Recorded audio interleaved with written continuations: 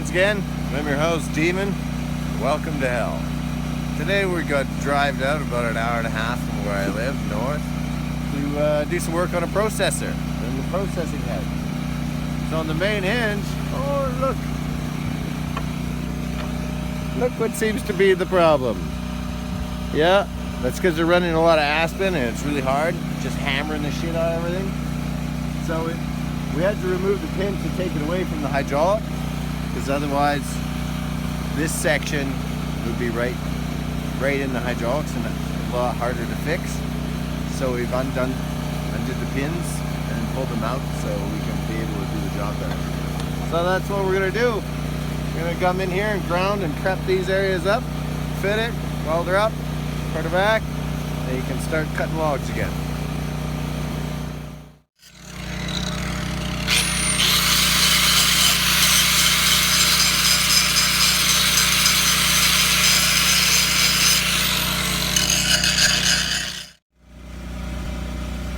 Well, here we go. I've done all the grinding and beveling for prep for this brake. Now I have to bevel, do a double bevel on both sides because I'm only planning to weld from one side. What's important to do is to maintain just a little bit of the edge for the crack on both sides so you have a perfect fit up. Because it's a pin connection, it's pretty tight tolerance, so I don't want to put a gap in there, because if I do, yeah, I'll get better penetration and right through, but it's going to shrink and pull that pin off. So we actually will weld it up like this, and then we'll back grind it or back gouge it, and then put a bead so it doesn't shrink and move its position. It may look a little big, but because of the crack actually dug in on its side, we had to make sure to clean the whole surface and to get, you know, a nice room to put a nice fillet in there. Because I mean, it took me an hour and 40 minutes to drive out here. I don't want him calling me in a day going, it's fucked, come back. So we fixed shit right the first time. So now we're gonna get prepared to weld it up. And remember, this is also suspended load, not always cool. So there is inherent danger. Also, we have to make sure the ground is right here so we don't send any current through the machine and fuck up the computer. And once we tack it, then we're gonna have to preheat it and start our welding process, and then move on to the next crack and break on this unit.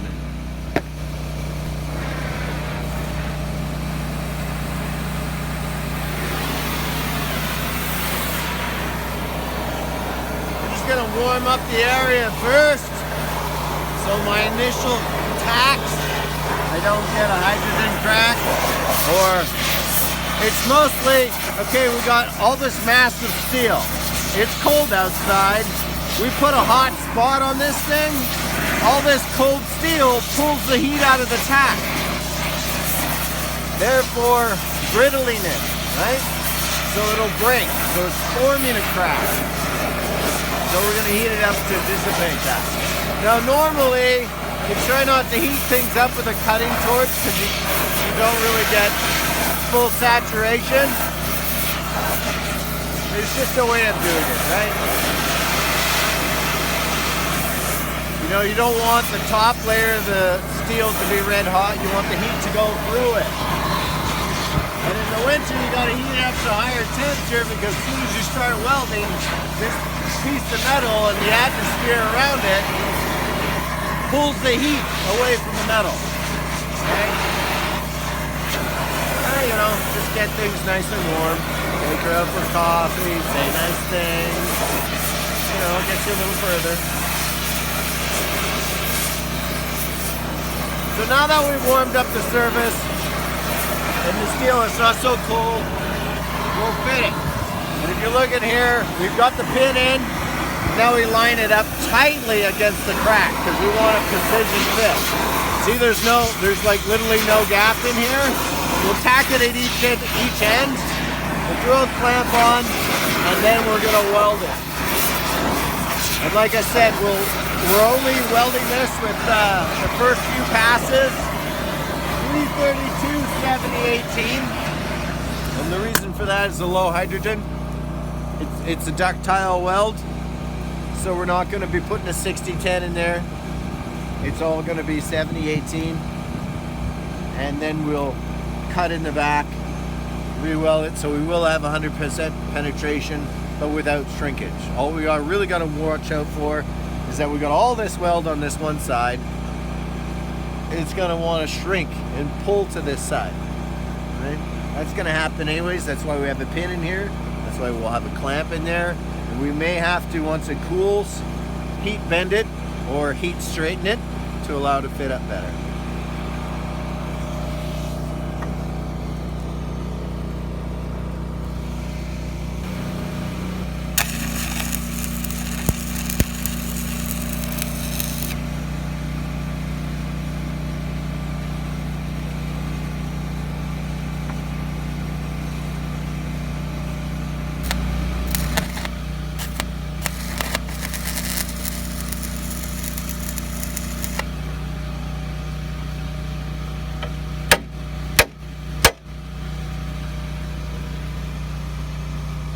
Take a look at the fit up.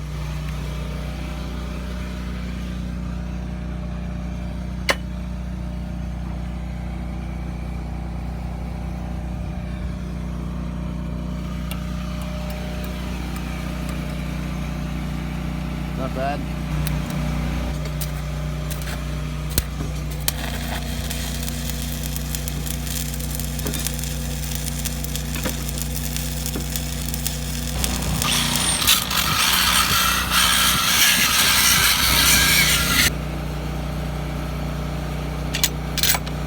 First pass, pin still turns. Good turn. See? Still turns freely, so that alignment's good. First pass, if you come and see that, reason why I use 332 so you can get down to the bottom of the valley, and then I take a grinder and clean it up so there's free of undercut, free of slag, and you'll do that every pass. Yes, do a pass and grind your weld off. Make sure, like, not grind it out totally, but you want to make sure it's free of any defects. We want to make sure this is the best molecular weld you can have, because we don't want to do it again. Keep your interpass temperature up.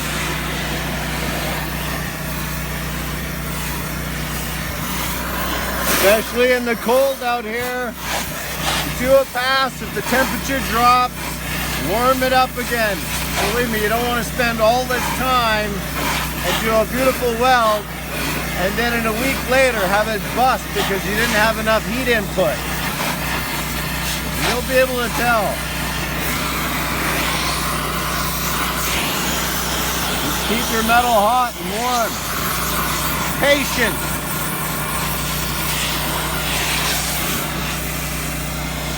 It doesn't need to be very hot. You don't need it above 200 degrees, but sweating the material is nice. So sweating, as soon as you heat it, you'll see the moisture disappear. Hot to the touch. And this is to prevent from all this steel that's so cold from pulling the heat away from this weld, because that'll embrittle it, and we don't want that.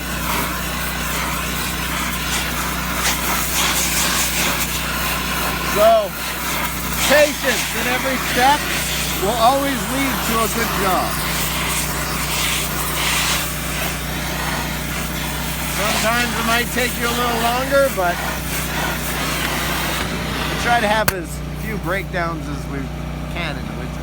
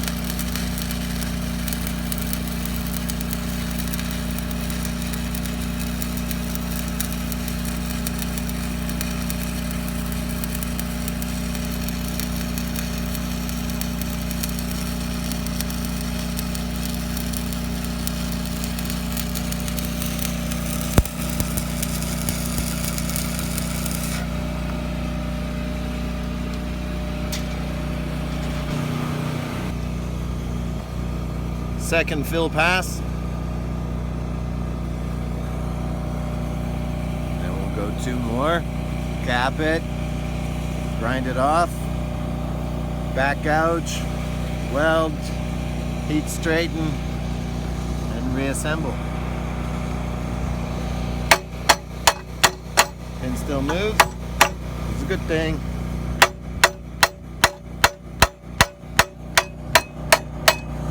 Good.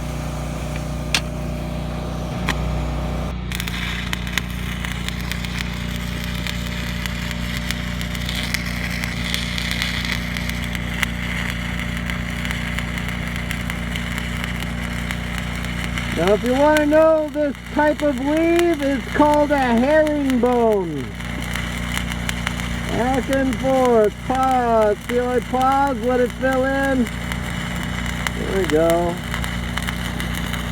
See how it goes out just the side of every rod there?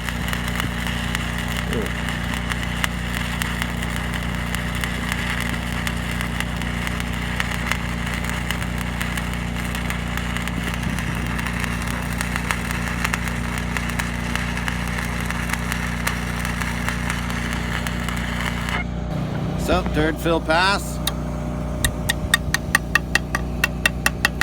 Now, notice how my herringbone starts off nice and it's kind of going down, and then it kind of goes on an angle, and then up here it goes, you know, kind of fuckered a little bit. That's because this crack curves, and if you want to fill it up, you got to work with gravity, so you're always keeping flat. The next pass will be our cap, and then I always grind off my welds. You know why? On all this expensive equipment, it doesn't matter how pretty your weld is.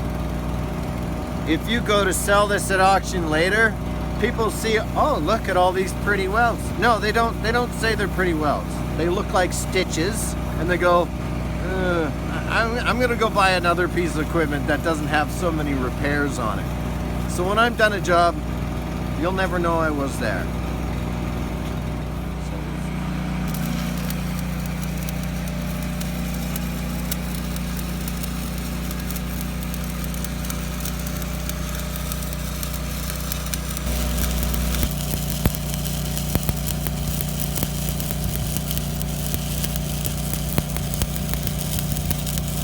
This is the cap on the outside.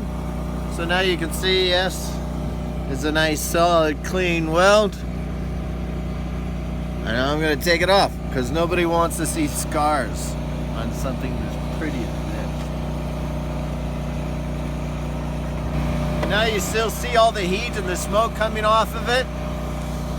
Well, it's still contracting and pulling outwards, so we're going to leave tension on it and take this face off, and then we're going to have to go and back gouge or die grind and then weld the inside, and then probably do some heat treatment to it to make sure the pin slides in and out nicely. So I haven't had to heat treat or nothing, but my tension, what I've had the whole time, once I released and ground it off, look at that! There you go. Pin slides in and out fucking nicely. That's exactly what we want. It's going good so far. So now I gotta pull this out, die grind the middle, put another bead on the inside, which is a little tricky, and then make sure we still have proper alignment, because I'm gonna have to do that without this pin.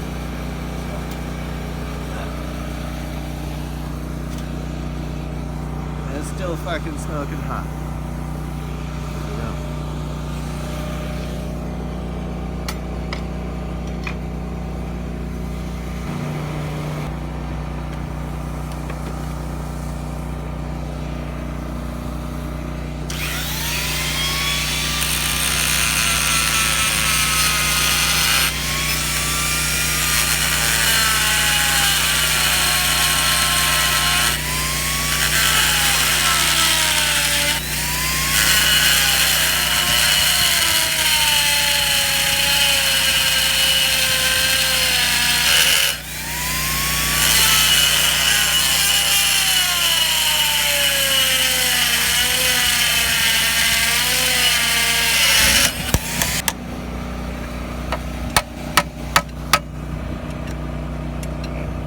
pulled in some.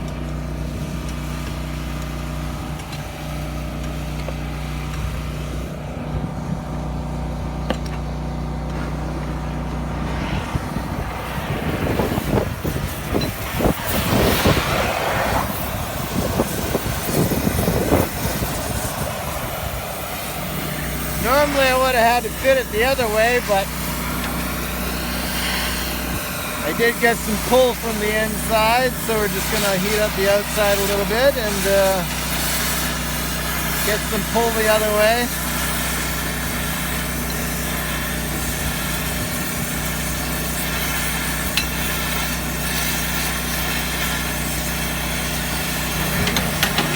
To cool it. So I can pull it more this way. Okay. That's how they do. Actually wants to go in now. It's in, but I'd like it to go through all the way. So I'm just contracting the metal. Not embrittling it, but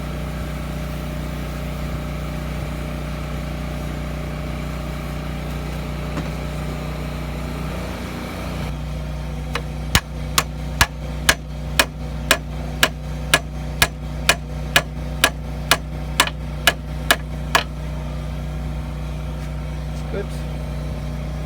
Now we're going to assemble it.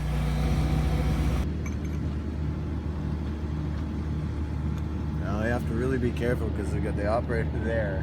As he moves, my fingers are crunchy.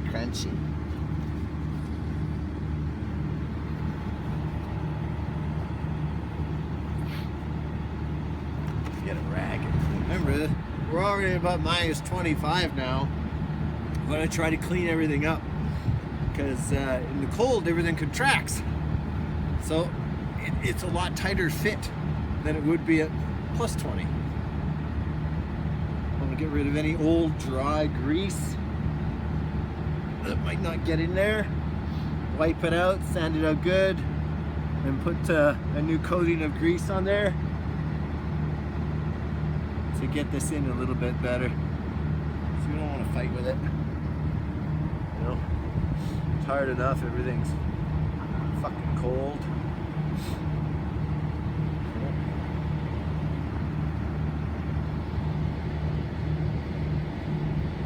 Sometimes when we're even putting pins in, I'll take the propane torch to it. Yeah, do you? Just to heat it up, to expand things so the pins will go in easier. It doesn't take much. A couple 100 degrees, big difference.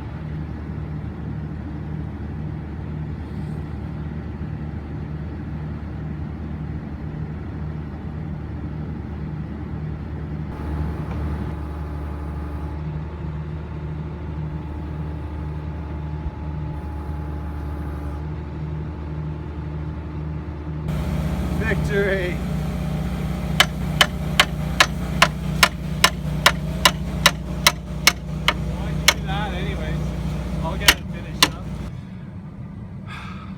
Well, that's one repair done. He's just assembling that RAM on his processor unit. And we're taking out a quick 15 minutes to gobble down some lunch and warm up the little digits and chill out the nose. And we've got a couple other cracks to repair before we can get on the road to the next job. So today we have hummus and crackers.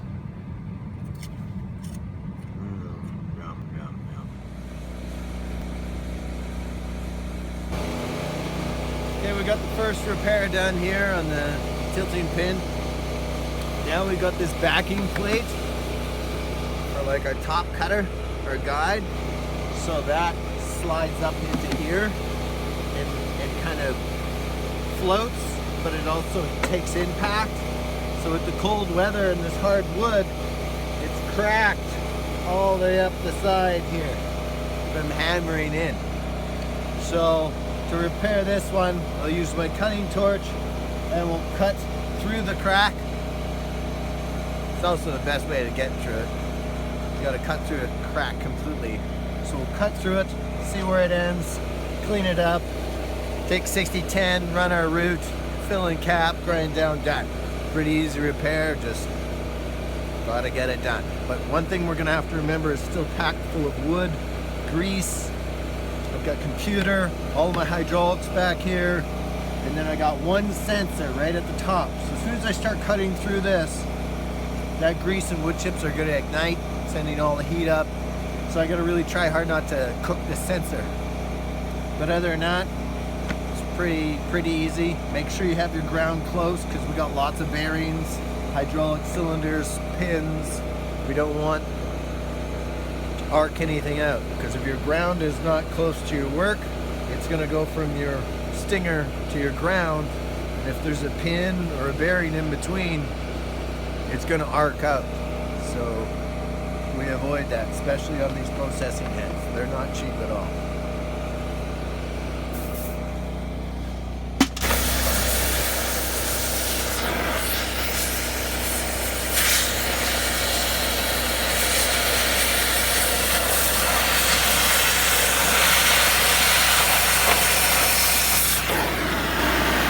Cracks like this, because they don't always go straight. Sometimes they veer in, they go every which way.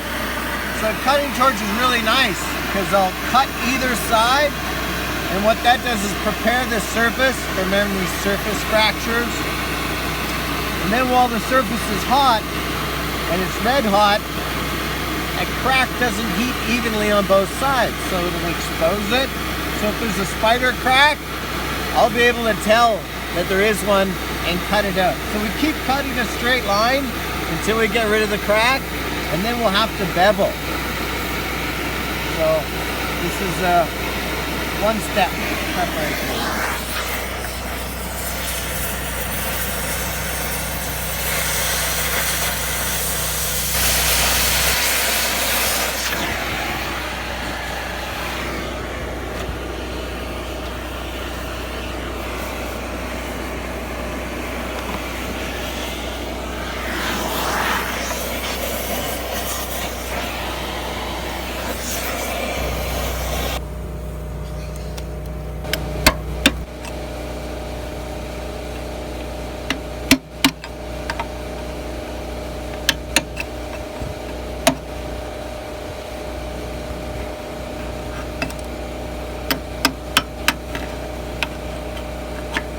Important always to remove the slag, just make for a good weld.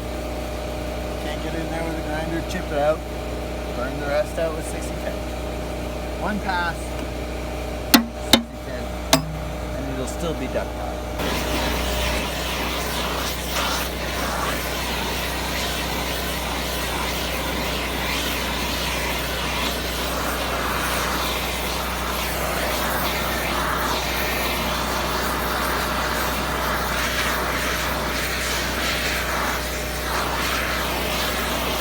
Nice and warm.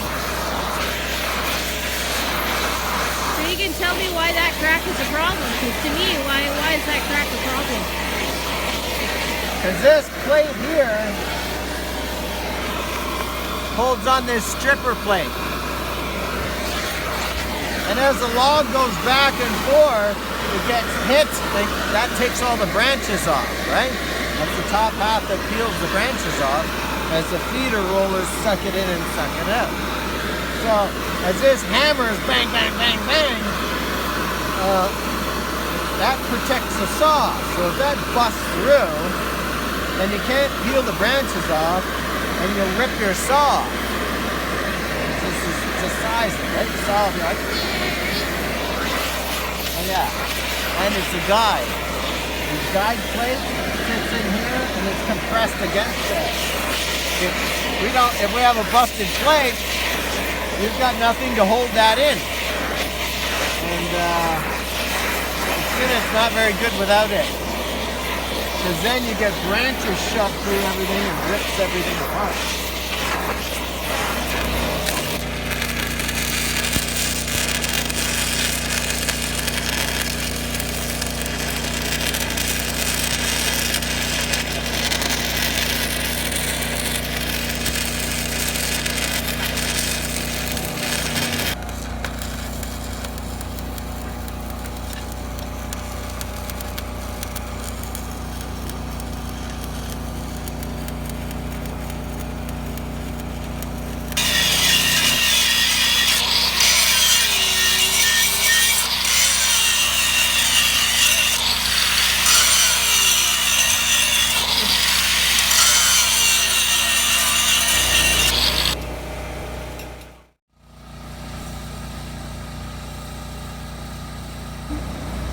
got this crack and all the hoses, so It's gonna pack her full of we snow. just packed this whole fucking thing full of snow. And then we have this other crack here we have to cut open. And we've got all these hydraulics here, so we'll have to watch. Yeah, we got some.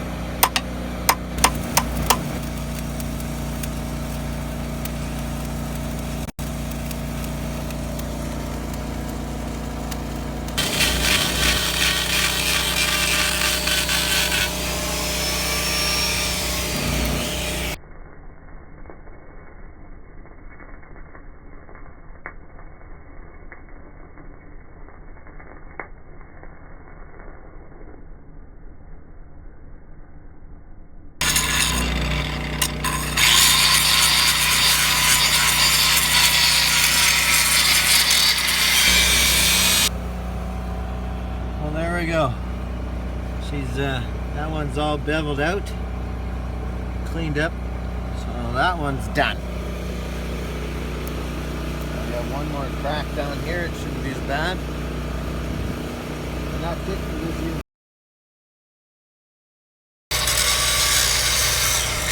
Well, it's about 6:30, and we've got all the repairs done. Now we're just putting it back together. And then I can clean up and we're out of here.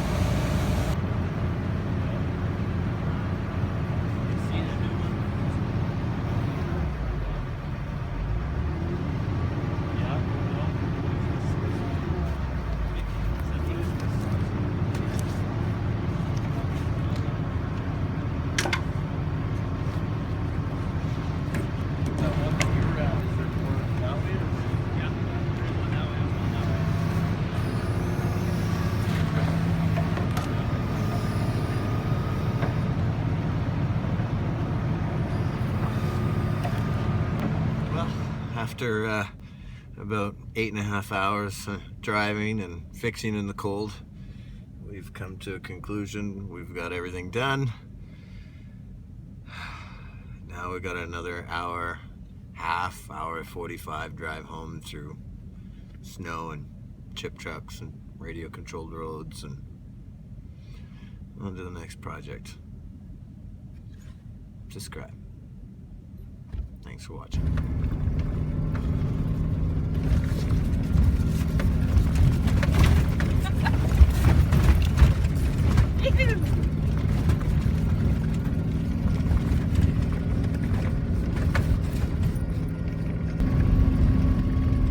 Driving through a bush trail, that's all it is. You could be across the Muskeg or a lake, or it looks the same. That's what we call a winter road.